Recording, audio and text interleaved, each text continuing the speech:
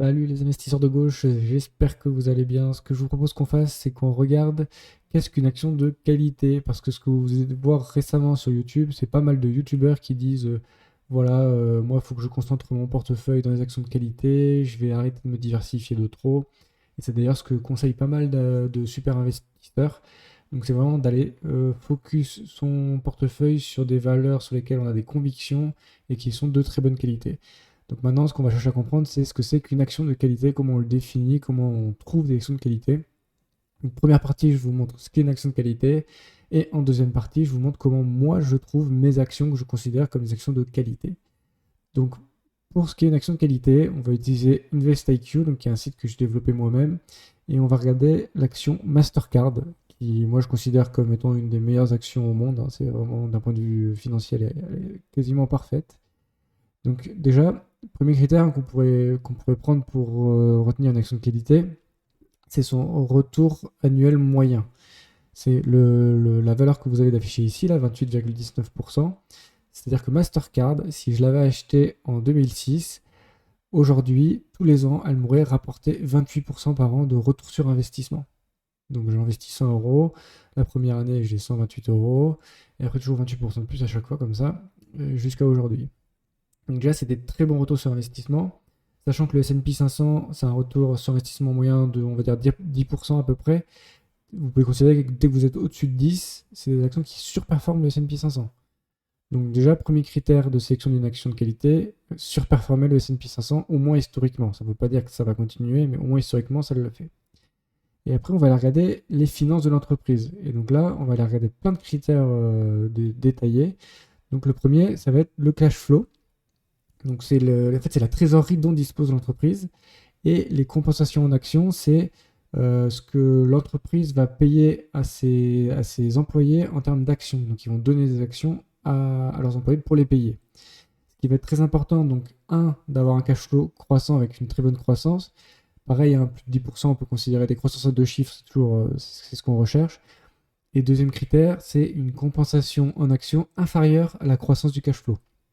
Donc là, dans le cas de Mastercard, on est sur une croissance du cash flow à peu près 17% et une croissance de la compensation qui est inférieure, donc à moins de 10%.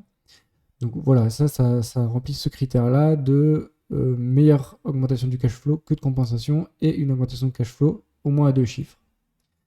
Après, pour ceux qui investissent dans les dividendes comme moi, bien évidemment, c'est une croissance du dividende, une bonne croissance du dividende, et surtout que ce dividende soit maintenu par un cash flow opérationnel suffisant. C'est-à-dire que là, on a la certitude que Mastercard a le cash flow suffisant pour payer les dividendes qu'elle paye.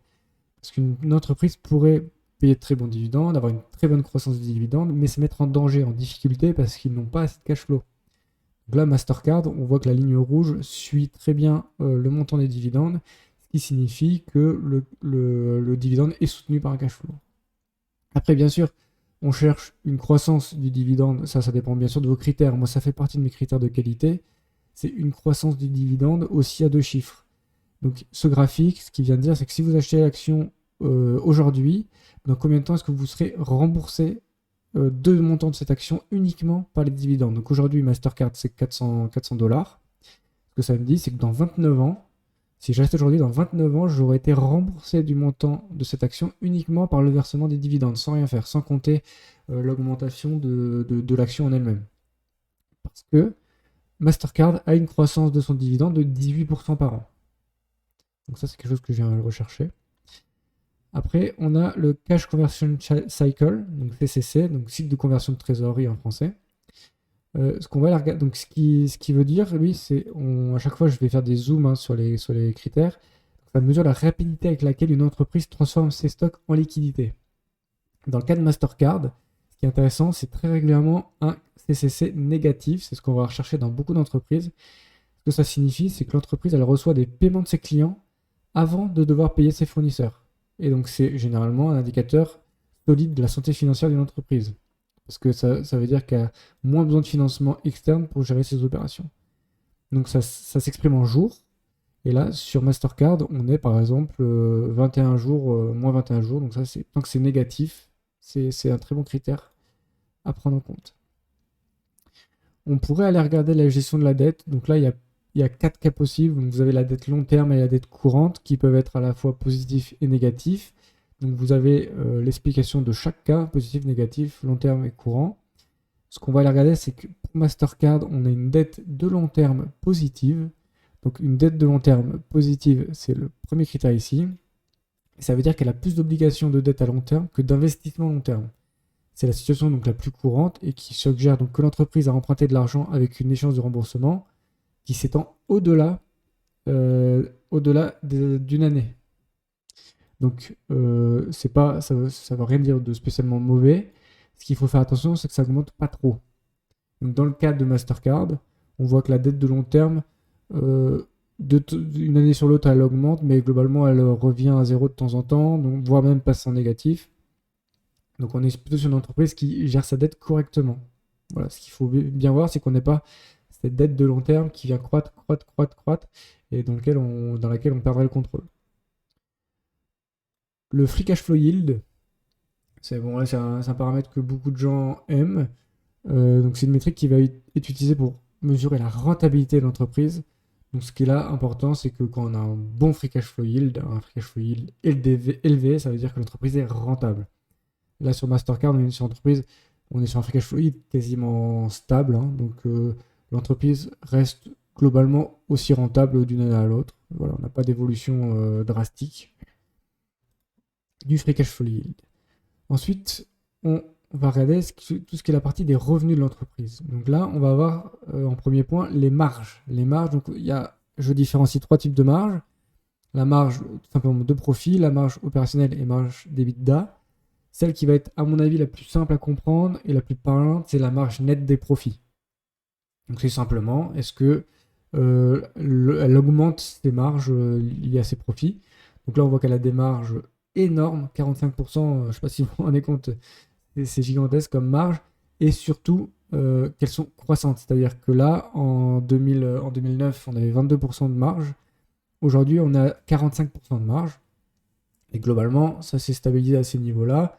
Et ça croît sur des longues durées, ça c'est croissant. Donc ça, c'est vraiment ce qu'on... Là, ça c'est assez rare, hein. Souvent, les entreprises ont tendance à avoir des marges stables. Donc là, on est plutôt sur des marges croissantes. Voir certaines entreprises, comme là actuellement avec les taux bancaires qui ont augmenté, toutes les entreprises qui s'endettent, pour compenser le coût de l'endettement, ils vont être obligés de diminuer leurs marges. Donc on va avoir des entreprises par exemple comme Tesla, qui va beaucoup s'endetter, qui va devoir réduire les marges sur les ventes de ses voitures. Ça, c'est un critère sur lequel il faut être très vigilant. Ensuite, tout simplement, l'augmentation des profits. Donc là, ce qu'on va aller simplement regarder, que l'entreprise est de plus en plus profitable. Et on va rechercher des montants de pourcentage d'augmentation de croissance annuelle, au moins 2 chiffres. Donc là, Mastercard, on est sur quelque chose d'exceptionnel. On est sur une croissance à 3 chiffres. Donc voilà, une croissance de profit exceptionnelle. Ensuite, on passe aux critères de Return on Equity, on Assets et on Invested Capitals. Donc ça, c'est trois ratios aussi qui viennent mesurer la performance de l'entreprise. On va se concentrer sur le plus couramment utilisé, donc c'est le ROIC, qui vient mesurer la rentabilité de l'entreprise par rapport au capital investi de cette entreprise. Donc en fait, il va évaluer la capacité de l'entreprise à générer des rendements sur le capital investi. Donc ça, c'est très important, c'est-à-dire que vous, quand vous investissez dans Mastercard, vous avez un retour sur investissement qui va être le ROIC, ce retour sur investissement de capital investi. Et donc c'est ce rendement-là qu'on va aller rechercher des valeurs les plus élevées possibles. Donc ça, c'est vraiment un facteur qui est très souvent utilisé. Bien sûr, vous avez d'autres, je vous laisse, vous pourrez bien sûr aller voir sur InvestIQ l'ensemble de ces critères. Je détaille bien précisément à quoi ils servent, ce qu'ils représentent.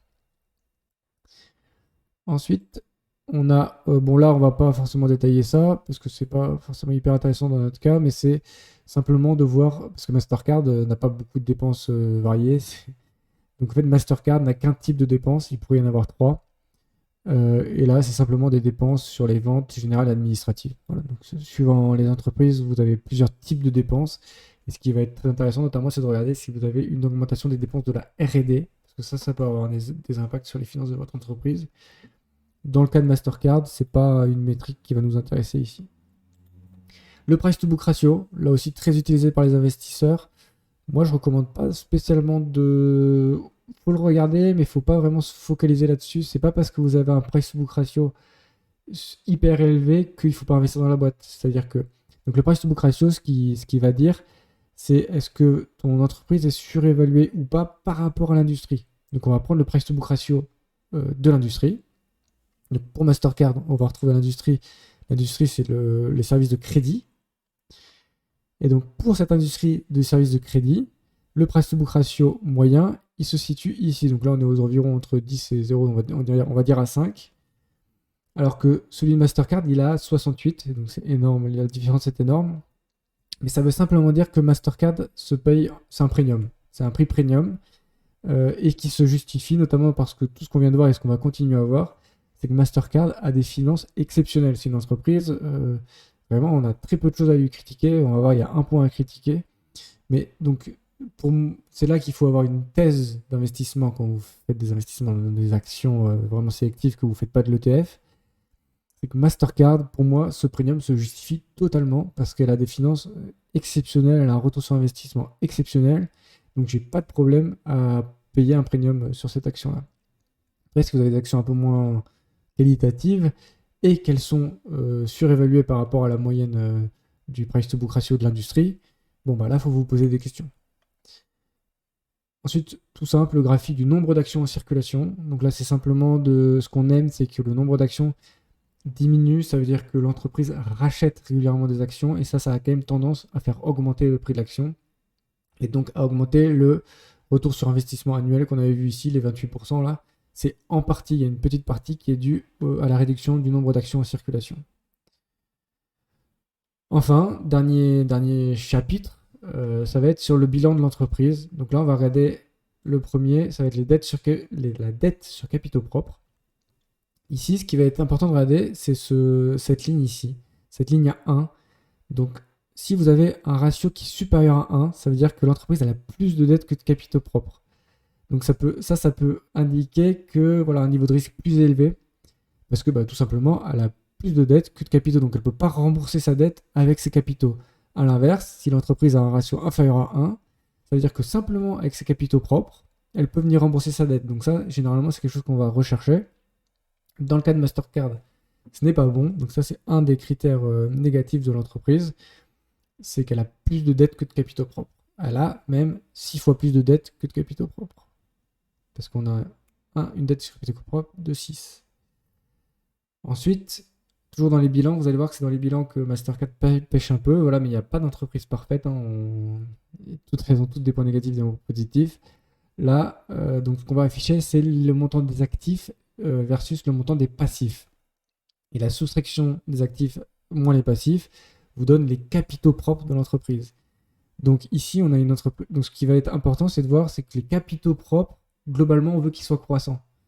On veut que les actifs montent plus vite que les passifs. Dans le cas de Mastercard, on voit que c'est globalement plat. Donc là, il faut être vigilant. Il ne faut pas que les passifs continuent d'augmenter plus vite que les actifs. Parce que ça sera un mauvais signe pour la santé financière de l'entreprise. Donc on ira voir, bien sûr, 2023 n'est pas terminé, donc on ne peut pas vraiment se fier à 2023. Sur 2022, c'était mieux Non, c'était moins bien que 2021. Donc on ira voir à la fin de l'année 2023, quelle est la tendance que ça prend. Ça à surveiller. Enfin, le ratio de liquidité, donc ça, aussi, là aussi, on a une limite à 1. Ça veut dire un ratio supérieur à 1. Ça veut dire que l'entreprise possède suffisamment d'actifs liquides pour couvrir ses obligations court terme. Donc ça, on va chercher des entreprises qui ont toujours un ratio de liquidité supérieur à 1, parce qu'on veut pouvoir couvrir nos obligations de court terme. Ça, c'est un point important. En tout cas, c'est un risque qu'on supprime. Quand on a un ratio de liquidité supérieur à 1, on supprime ce risque. Voilà. Et ce qui justifie une partie du premium. Dernier critère qui va nous intéresser ici, ça va être le bénéfice par action. Et donc là, qui va représenter le bénéfice net de l'entreprise attribuable à chaque action en circulation. Donc c'est-à-dire que pour chaque action, on a un bénéfice, on veut un bénéfice par action qui va être croissant, tout simplement. Donc chaque action rapporte plus de bénéfices. Donc là, vu que les bénéfices de l'entreprise augmentent très rapidement et que le nombre d'actions en circulation diminue, bah voilà, ça va ensemble. On a un bénéfice par action qui est croissant. Donc ça, vraiment, c'est un critère qu'on vient rechercher. Moi, c'est un des critères principaux que je regarde, c'est le BPA croissant. Donc voilà, avec InvestIQ, ce que vous pouvez obtenir comme critères et qui sont pour moi vraiment les critères essentiels de sélection d'une entreprise de qualité. On a regardé Mastercard, on pourrait aller regarder d'autres boîtes comme Microsoft, voilà par exemple, qui ont toutes des très bons critères. Donc ce qu'on va faire maintenant, c'est comment est-ce qu'on fait pour trouver ces entreprises. Parce que c'est bien de connaître les critères, mais comment est-ce qu'on fait pour les trouver? Moi, ce que je vous conseille, c'est d'utiliser le site Dataroma. Donc Dataroma et de cliquer sur Super Investors. Donc en fait, ça va être tous les très gros investisseurs mondiaux dans lesquels on va voir leurs mouvements, ce qu'ils vendent et ce qu'ils achètent. Tous les trimestres ou semaines, je suis plus sûr, mais voilà, c'est régulièrement mis à jour. Et de simplement aller fouiller là-dedans et d'essayer de regarder quelles actions ils achètent. Et ensuite, quand vous avez vu l'action, voilà, on va prendre n'importe quelle action, d'aller dans InvestIQ, regarder les finances des entreprises. Donc par exemple, moi, j'ai un investisseur que j'aime beaucoup, c'est Chris Hahn, qui est un investisseur très concentré et qui prend généralement des entreprises dans lesquelles, quand je regarde derrière dans InvestIQ la qualité de ces sociétés, c'est souvent très très bon. Et donc là, ce qu'on va retrouver, par exemple, ils ont investi dans Canadian Railway, National Railway, General Electric, Canadian Pacific, Visa, Microsoft, S&P Global, Moody's, Google, Thermo Fisher Scientific. Donc tout ça, moi, c'est des entreprises personnellement que j'ai dans ma watchlist que voilà, je surveille. Et on peut aller regarder on peut aller regarder par exemple S&P Global. Donc on va aller ici taper SPGI. Hop. Donc mon gauchomètre, que je n'ai pas précisé dans cette vidéo, mais bien sûr, dans les critères de qualité de l'entreprise, vous pouvez demander un gauchomètre inférieur à 25 pour être sûr que ce soit une société respectueuse de l'environnement et des employés. Et donc on continue. Donc là, SPJ, un très bon gauchomètre. Donc un retour sur investissement annuel à 2 chiffres, c'est ce qu'on recherche. Un cash flow croissant. Donc là, par contre, une croissance de la compensation qui est bien supérieure à la croissance du cash flow. Mais on reste sur des compensations assez faibles. Donc voilà, après c'est toujours pareil, hein, vous prenez... c'est le montant du premium que vous payez. Si l'action a des défauts, normalement le prix du premium doit être diminué. Donc là on a un défaut, pour autant on a quand même une très bonne croissance du cash flow. Une croissance du dividende soutenue par une croissance du cash flow, pareil CCC, dette, on retrouve tous les critères, vous pouvez tout regarder, une croissance des profits, etc. etc. Et là le price to book ratio par exemple, on est par rapport à l'industrie, on est inférieur à la moyenne de l'industrie. Donc on n'est pas sur une action surévaluée. L'industrie étant ici les données financières. Donc S&P Global, c'est une boîte de notation des crédits des États, comme Moody's et d'autres. Voilà, donc. Bon, vous pouvez aller voir la société, elle est vraiment une excellente société. Et on pourrait continuer à aller voir d'autres sociétés qui ici sont toutes vraiment exceptionnelles. Et donc comme ça, vous pouvez aller voir, par exemple, ici c'est la fondation Bill Gates, donc qui bien sûr a investi dans Microsoft, et vous pouvez aller regarder l'activité. Donc on va plutôt aller regarder sur Chris Hahn son activité pour chaque quarter, ce qu'il a acheté, ce qu'il a vendu. Et donc vraiment ça c'est intéressant d'aller voir, dernier trimestre, il a vendu du Microsoft.